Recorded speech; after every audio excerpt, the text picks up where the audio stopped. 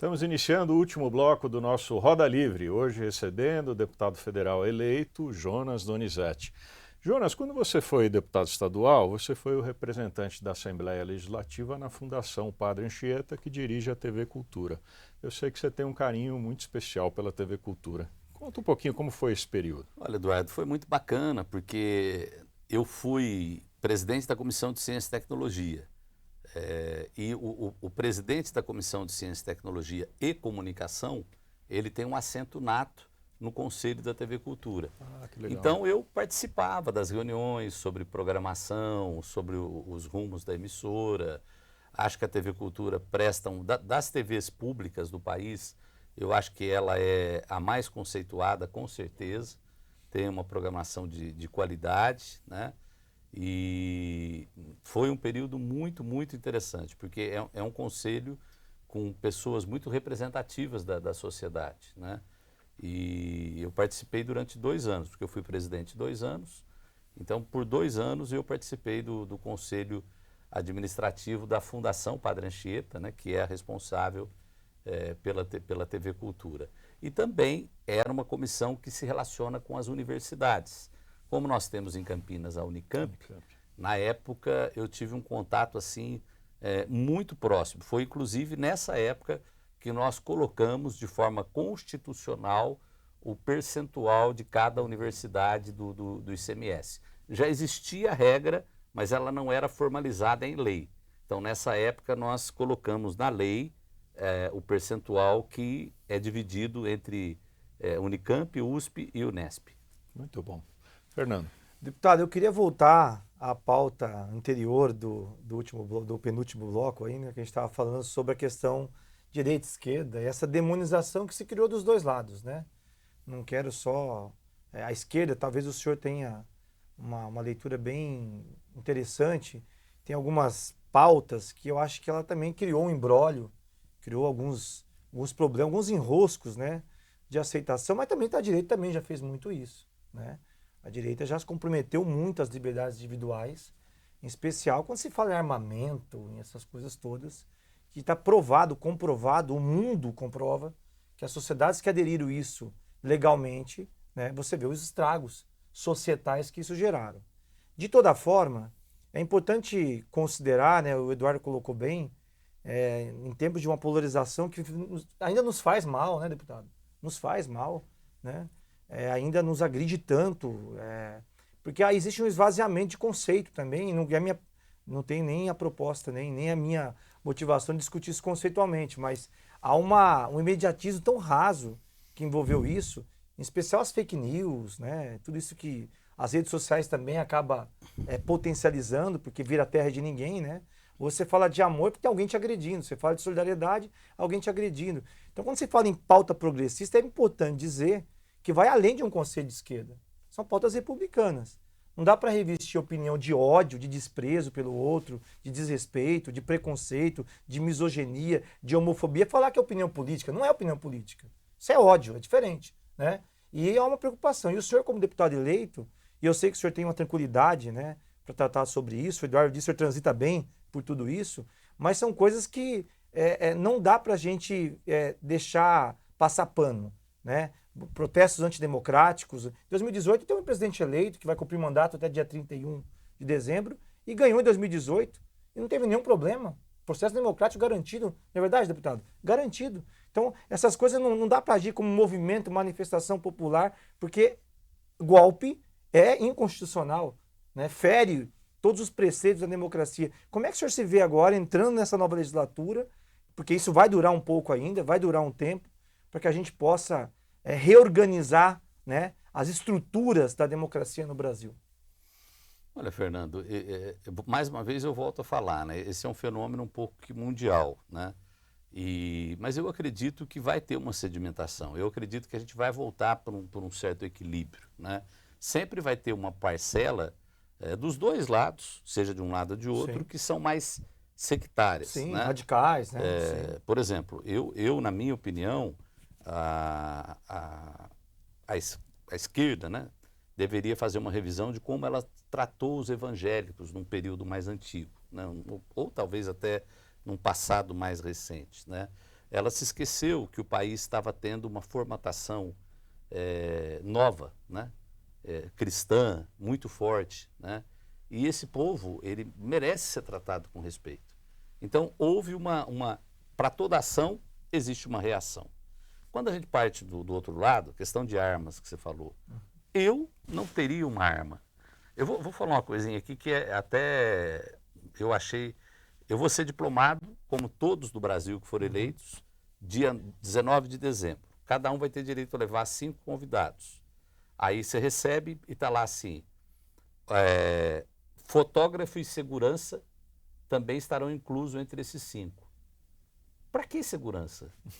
Para quê? Numa cerimônia pública que vai ter já a segurança. Já tem segurança. Então, quando eu vi aquilo ali, você vê que as coisas estão esquisitas, né? Sim.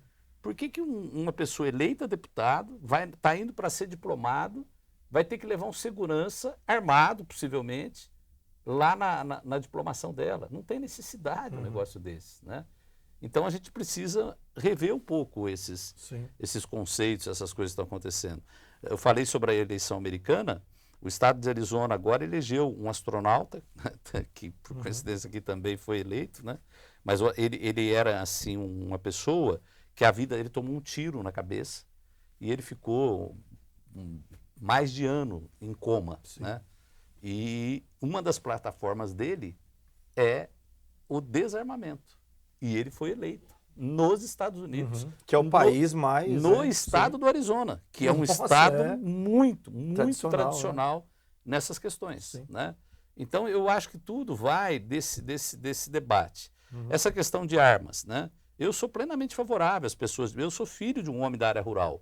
Sou plenamente favorável às pessoas da área rural terem algum tipo de proteção dentro de casa, porque ela tem mais dificuldade de acesso, muitas vezes, às forças de segurança. Mas eu sou totalmente contra, porque eu vivi um momento da história do Brasil que as pessoas andavam armadas dentro de carro. E uma batida de carro, descia uma xingando a outra, dava um tiro, nada, né? Um ia para a cadeia e o outro para o cemitério, entendeu?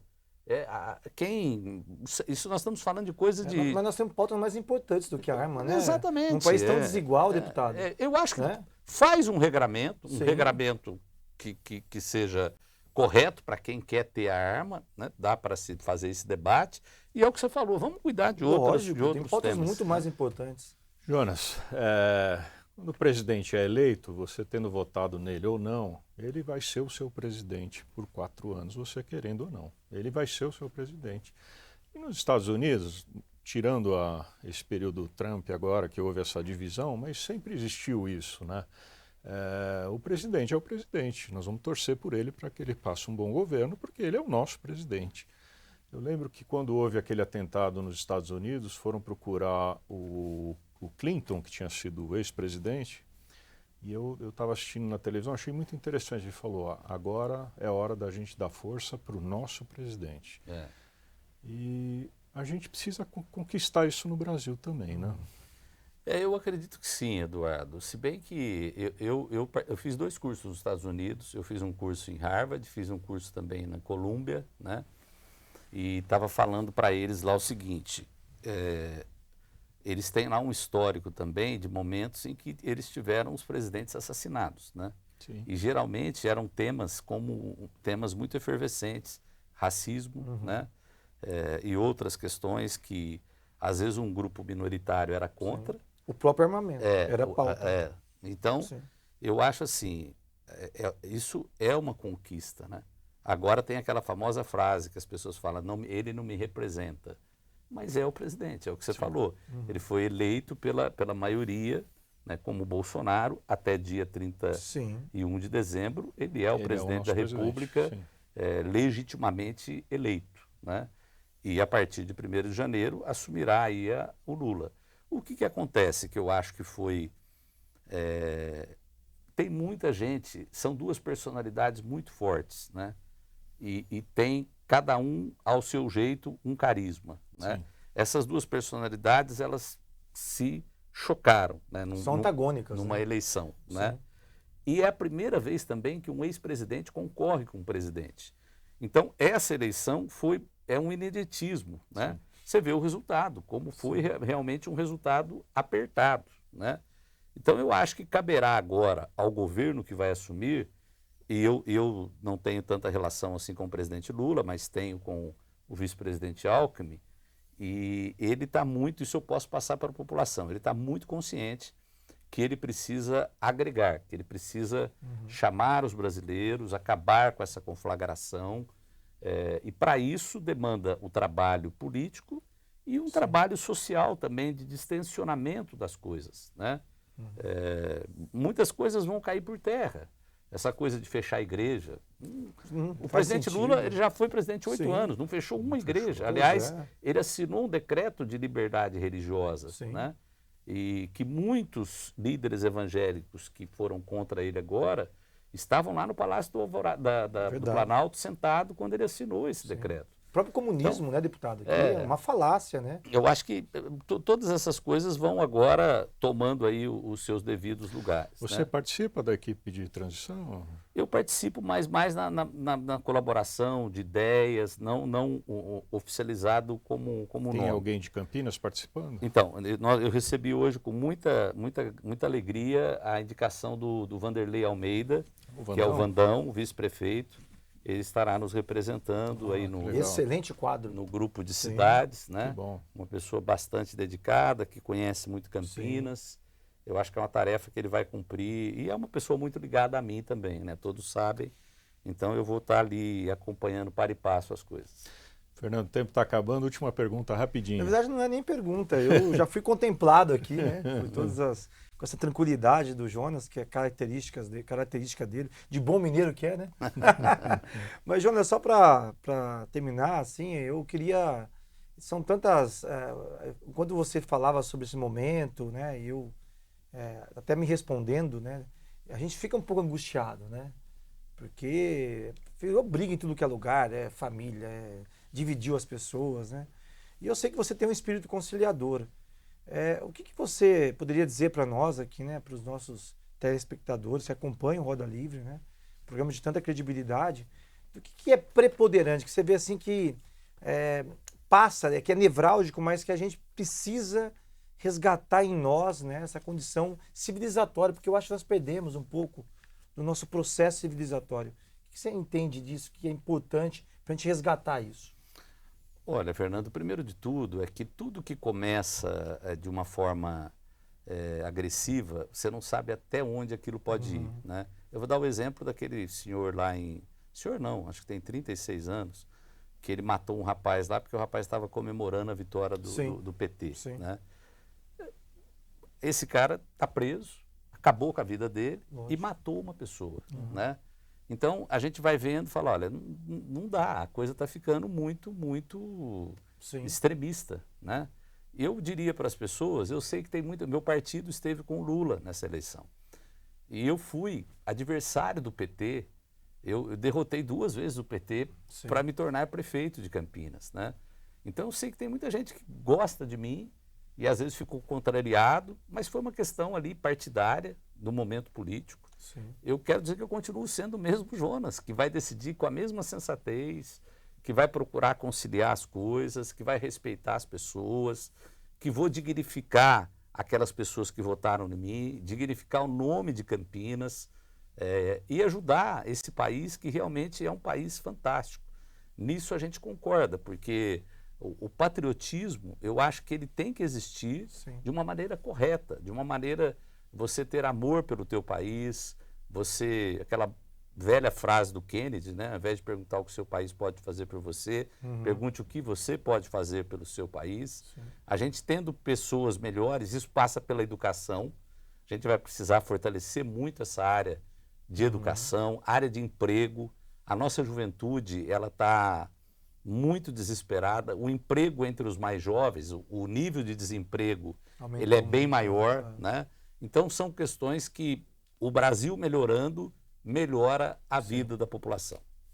Jonas, o presidente toma posse dia 1º de janeiro, os deputados tomam posse... Dia 1º de fevereiro.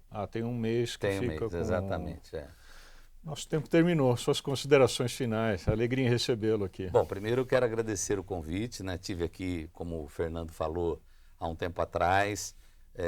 Decidi a minha candidatura federal na última hora, fiz praticamente um mês de campanha, graças a Deus deu certo, né? Quero agradecer aí os quase 85 mil votos que eu tive, como disse, praticamente em Campinas, na região, mas fui votado em muitos municípios, né? E dizer que para mim é uma honra ter mais esse mandato, né? Para quem começou como um vereador com 24 anos de idade e tem uma história nessa cidade, ter sido prefeito, ter ajudado a eleger meu sucessor e agora ganhar do povo mais um mandato, que é um mandato que não é qualquer coisa, é um mandato muito importante de deputado federal, para mim é motivo de muita honra e de muita responsabilidade. Muito obrigado. Alegria. Agradecendo ao Fernando Moraes e agradecendo principalmente a você que nos acompanhou até agora. Na próxima semana nós voltamos com o nosso Roda Livre.